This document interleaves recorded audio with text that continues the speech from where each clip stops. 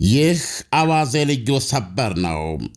የራሽያ ጦር ከድንበር ግዛቷ ኩርስክ ጋር ኩታ ገጠም በሆነችዋ የዩክሬን ሱሚ ግዛት ሰሜናዊ ክፍል በኩል ወደ ውስጥ የሚያደርገው እንቅስቃሴ በመግፋት የግዛቲቱን ዋና ከተማ ሱሚ ሲቲን በሰው አልቦችና በመድፍ ቅንቡላዎች የድብደባ ርቀት ውስጥ ማስገባቱ ተዘገበ። የዩክሬን ጦር ቃል አቀባይ ኢቫን ሼቭሶቭ እንደተናገሩት የራሽያ ጦር ወደ ዋና ከተማዋ ለመገስገስ ከመሞከሩ በተጨማሪ አካባቢውን በቋሚነት በመድፍ በመደብደቡ ሰላማዊ ነዋሪዎች ጣጥለው እየወጡ ነው።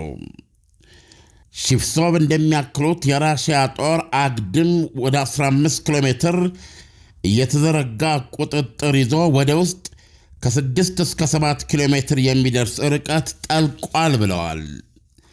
እንደ ቃል አቀባዩ ራሽያኖች አሁን ካሉበት ጥቂት ኪሎ ሜትሮች ብቻ ፈንጠር ብላ የምትገኘውን ዩናኪሽካ ከተማን ለመያዝ እየጣሩ ነበረ። የግዛቲቱ ወታደራዊ አስተዳደር በበኩሉ የራሽያ ጦር እስከ ዛሬ ማክሰኞ ጠዋት ድረስ በነበረው 24 ሰዓት ውስጥ በግዛቲቱ 42 ሰፈሮች ላይ ወደ 150 የሚደርስ የመድፍ ቅንቡላ አሳርፏል። የራሽያ መከላከያ ሚኒስቴር በወገኑ ባወጣው መግለጫ የራሽያ ጦር አንድሪቭካ የምትባለውን መንደር መማረኩን አስታውቋል።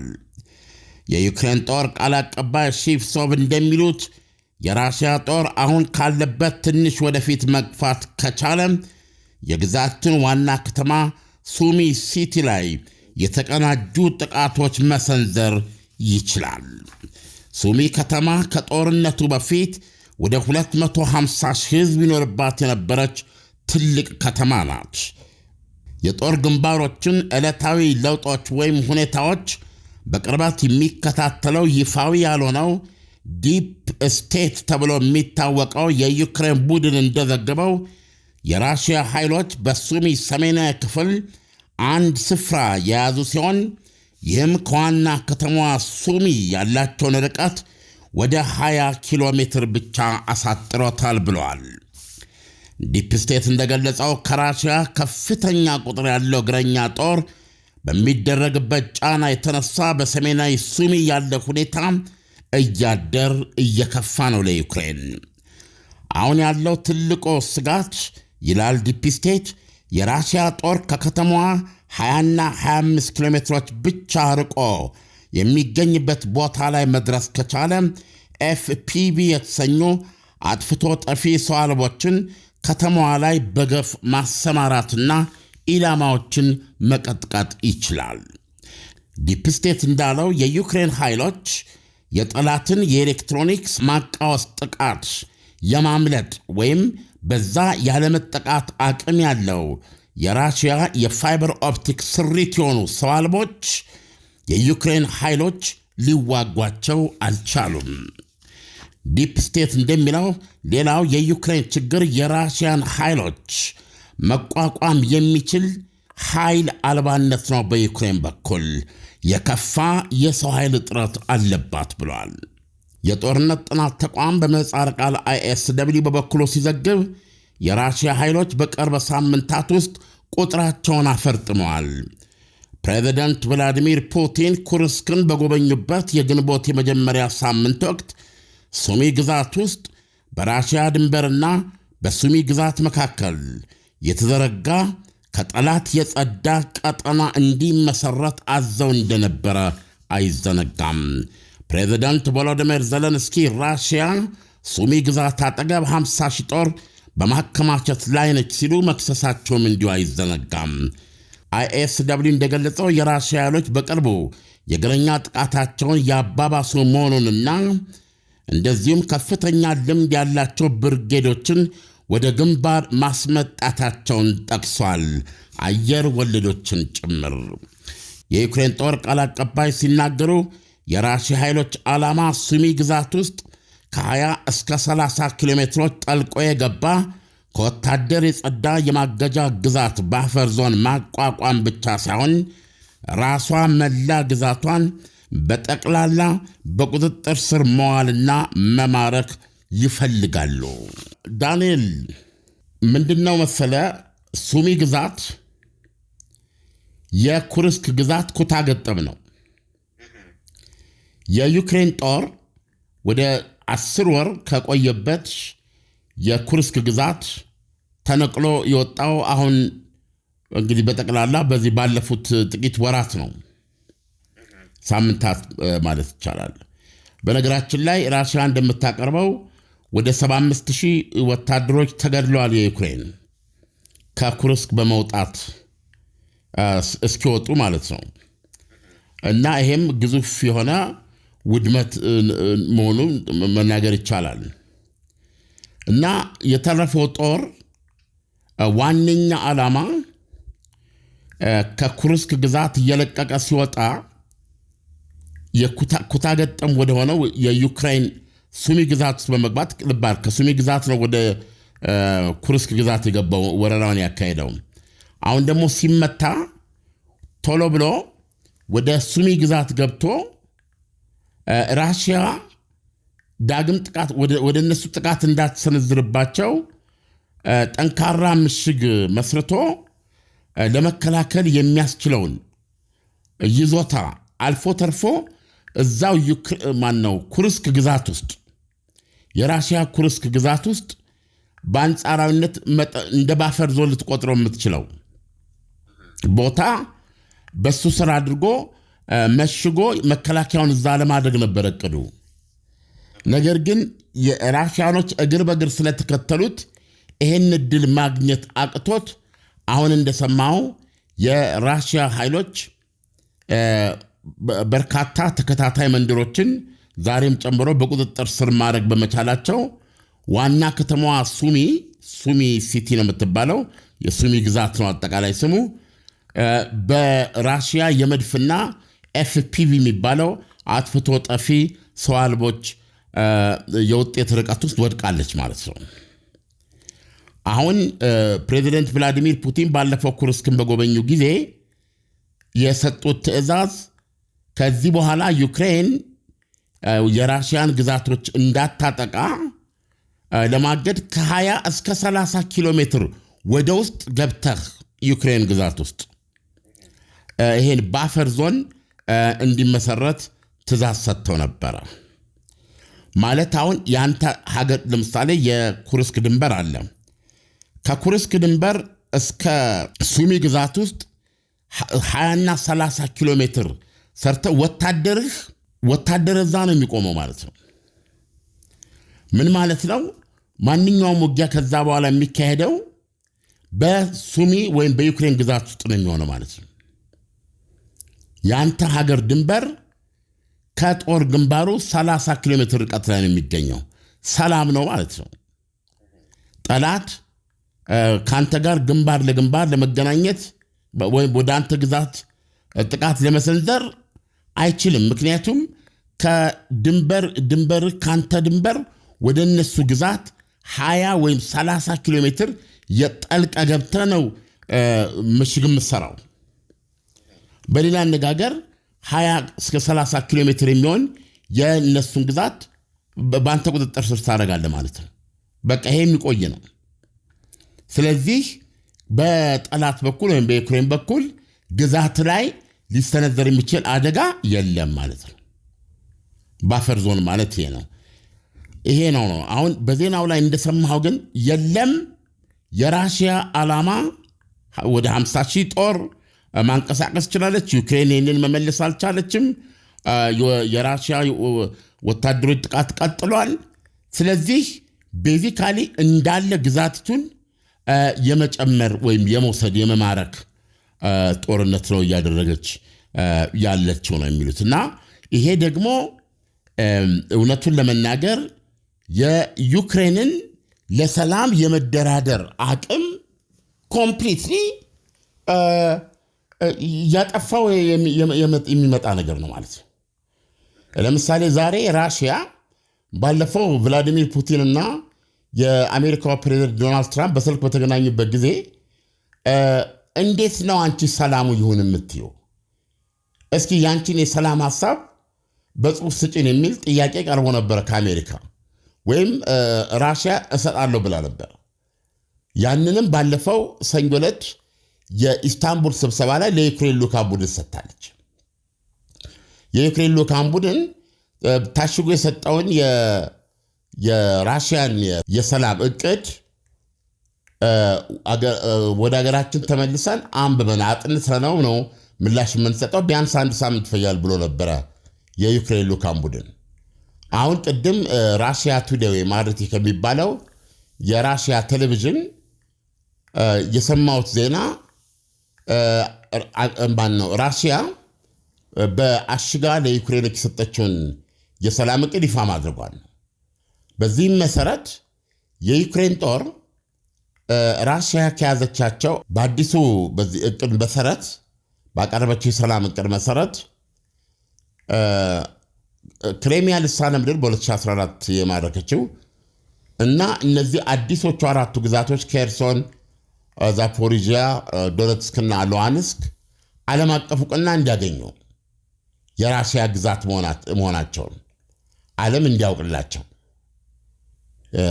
በዛ ላይ ሁለተኛ አዲሶቹ ግዛቶች እነዚህ ኬርሶን፣ ዛፖሪጂያ፣ ዶኔትስክና ሉሃንስክ ራሽያ ከነዚህ ውስጥ አብዛኛውን ክፍል ከ70 እስከ 80 በመቶ የሚደርሰውን ተቆጣጥራለች። ሉሃንስክ ላይ 5% ብቻ ነው እንደሚቀራት 95 በመቶ ተቆጣጥራ የቀሯትን ያልተቆጣጠረቻቸውን ከ20 እስከ 25 በመቶ የሚደርሱ ሉሃንስክ ላይ 5 በመቶ የቀረውን 5 በመቶ እነዚህን ግዛቶች ዩክሬን ለቃ ወጥታ ለራሽያ እንድታስረክብና 4ቱንም ግዛቶች የራሽያ መሆናቸውን ዕውቅና እንድትሰጥ ዓለምም ይህን ዕውቅና እንዲሰጥ በራሽያ ግዛትነታቸው ተረድተኛል ዳኒ? ያው ይሄ ነው።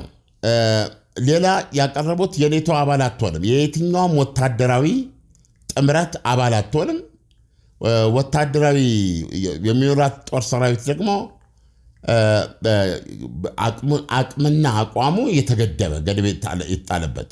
ለምሳሌ ብዙ ጊዜ የምትለው አሁን ቁጥሩ 800 ሺህ ነው፣ ወደ 80 ሺህ ማውረድ አለበት ነው ብትለው ስትራቴጂክ የሚባሉ መሳሪያዎችን የማይታጠቅ ኃይል ነው የሚሆነው።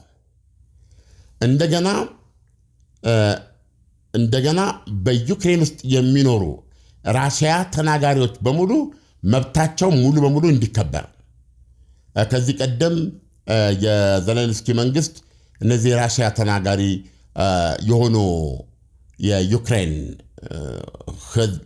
ህዝብን የቴሌቪዥን ፕሮግራማቸውን የቴሌቪዥን ጣቢያቸውን የመጽሔታቸውን ሚዲያቸውን ዘግቷል። ስለዚህ አሁን እንደዚሁም የፖለቲካ እንቅስቃሴያቸውን በነፃነት እዛች ሀገር ውስጥ ፖለቲካ እንቅስቃሴ ማድረግና መምረጥና መመረጥ መቻሉን ማረጋገጥ። ሁለተኛ የሀገሪቱ ብሔራዊ ቋንቋ ራሽያኛ እንዲሆን በዩክሬን ኦርቶዶክስ ቤተክርስቲያን ላይ የተጫነው ማዕቀብ እንዲነሳ እና በዩክሬንና በራሽያ መካከል የዲፕሎማሲያዊና ኢኮኖሚያዊ ግንኙነት እንዲመሰረት የሚሉ ናቸው ያቀረበችው። እነዚህ ቤዚካሊ በማንኛውም ባጭር ቃል ዩክሬንን ተመልሶ የነበረችበት ቦታ የሚመልስ የራሽያን የተጽዕኖ ክልል ዕውቅና የሚሰጠው እና እነዚህ ናቸው ያቀረበቻቸው። እና የተኩስ አቁም የሚባል ነገር እዚህ ውስጥ የለም። አሁን ምን እየሰማን ያለ ነው? ሱሚ ግዛትን ውስጥ በርካታ መንደሮችን፣ ሰፈሮችን እየያዘች ነው ራሽያ። ዋና ከተማውን መደብደብ የምትችልበት ነው። አሁን 20 እና 30 ኪሎ ሜትር ሰርታ ባፈር ዞን ሰርታ ታቆማለች ሳይሆን የዩክሬን ጦር ቃል አቀባይ የሚነግሩን ኢቨንቹዋሊ እንዳለ ሱሚ ግዛት የሚባለውንም እንደነ ዛፖሪጂያ ሙሉ በሙሉ ትቆጣጠረዋለች። ዛፖሪጂያን አልተቆጣጠረው ሙሉ በሙሉ 75 በመቶ ምናምን ቢሆን ነው። ይሄንን ሱሚን ሙሉ በሙሉ መቆጣጠር ትፈልጋለች ነው የሚሉት። ሱሚን ሙሉ በሙሉ ከተቆጣጠረች ሱሚ ደግሞ በሌላ በኩል ከራሷ ከሰሜናዊ የዩክሬን ከተማ ሁለተኛ ከተማ ናት የዩክሬን። ከርኪቭ ጋር ኩታ ገጠም ነው።